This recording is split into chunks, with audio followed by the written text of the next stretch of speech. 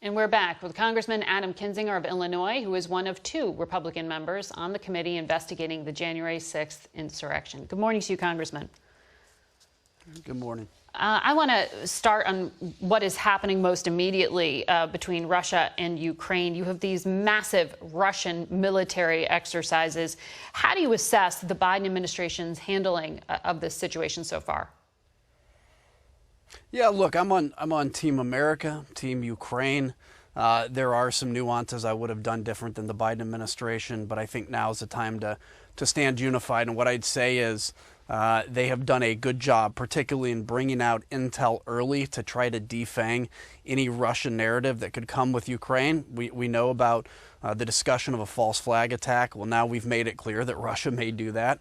And so I think a lot of that is good. One thing I will add, though, is we have to shut down Nord Stream 2 regardless of what happens in Ukraine, because Ukraine is using energy as a weapon, and I think that's important to do. Russia is using energy as a weapon.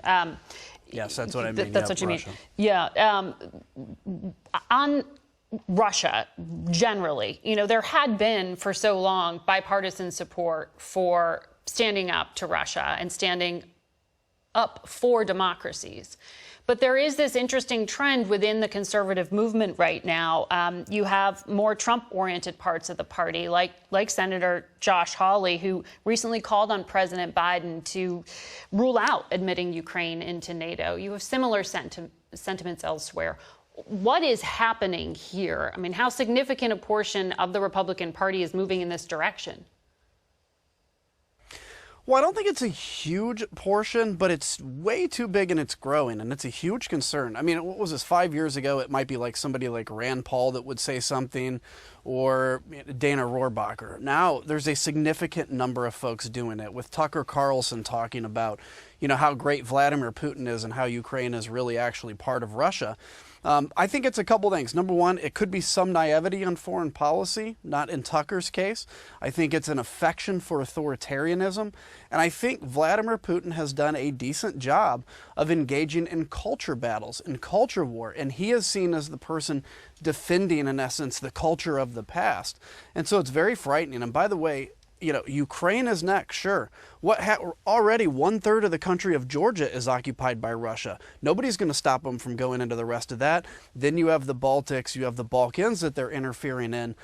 This is a frightening moment. And any Republican that has affection for Vladimir Putin has no understanding of what our party stands for or our country stands for.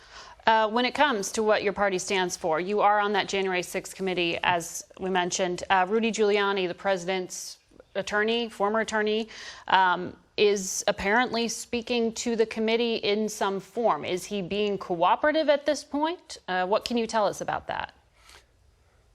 Well, what I can tell you is he's been subpoenaed. Our expectation is he is going to cooperate because that's the law. That's the requirement. Same as if somebody's subpoenaed to court. There may be some changes in dates and moments here as, lawyers do their back and forth. But we fully expect that in accordance with the law, we'll hear from Rudy. But look, regardless of when we hear from Rudy or how long that interview is, we're getting a lot of information. And we're looking forward to wrapping this up at some point when that is right, showing it to the American people, but not rushing it, not hurrying this. We want everybody to have the full story. That's what's important. I have a new son. I want to make sure that in 5 and 10 years when he's learning about this in history class, he gets the full answer and not some conspiracy garbage that we hear out there every day. Is the plan still to begin those public hearings in the spring? I think spring or summer, and in that time frame is the hope. Basically, we want to be able to take this information and present it to the American people, not just in a report, which is going to be essential, but in people, in faces, and in stories. Senate Minority Leader Mitch McConnell said this week in very clear terms that January 6th was a violent insurrection for the purpose of trying to prevent the peaceful transfer of power after a legitimately certified election.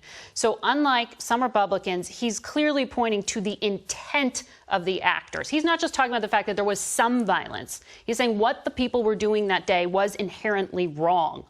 And what President Trump was saying about the election has also now been clearly said by Vice President Mike Pence to have been wrong. Does this give more political cover to Republicans running for election in 2022 to say this? Or it's still too dangerous? Well, it does give more political cover. The question is, will it? You know, I have lost faith in some of the courage of my colleagues. I thought that every person, when they swore an oath, had some version of a red line they would never cross. But certainly Mitch McConnell's statement was important. Certainly the vice president's statement was important.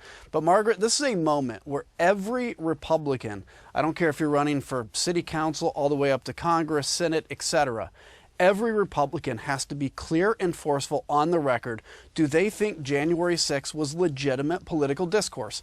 Don't let them avoid it. Don't let them hem-haw, and don't let them transition to some other subject they'd rather talk about. This is an answer every one of them have to give, and then we can move on once they're clear and on the record. But this is definitive to our democracy. How do you feel? Was it legitimate? As you know, the chairwoman of the Republican National Committee, and even Senator Marco Rubio, who was on this program last Sunday, argued that there's a difference between the day and then what the committee you were on and the work you were doing, what those things add up to. They argue that your committee is persecuting ordinary citizens that had nothing to do with violence. How do you respond to that? I mean, it's obviously a convenient way for them to deflect. We are not looking at the 20,000 or so people that were there on January 6th that did not enter the Capitol grounds. We're looking at the corruption that led up to the moment and what happened since. We're talking about anybody communicating, and of course those that went into the Capitol attempting to overthrow this. And they know that. Marco Rubio knows that.